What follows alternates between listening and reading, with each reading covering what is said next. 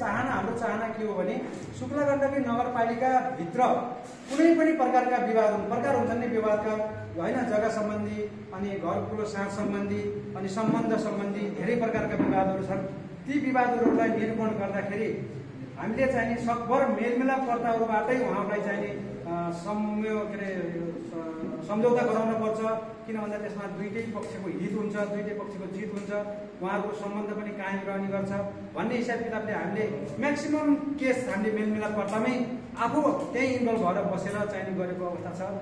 धेरै जस्तो केसहरू हामीले मेलमिलापबाटै मिलाएका छौँ र यसमा मेलमिलापबाट मिलाउँदै गर्दाखेरि र न्यायिक समितिको पाटोमा पुर्याउँदाखेरि पनि हामीले उहाँलाई के भन्ने गरेका छौँ भने सकभर न्यायिक समितिबाट निर्णय नगरौँ, न्यायिक समितिमा आइसकेपछि पनि फेरि एकखेर हामी मेलमिलापकै चौबरमा बसेर मेलमिलापै गरौँ, दुईटैलाई विन विन गरौँ।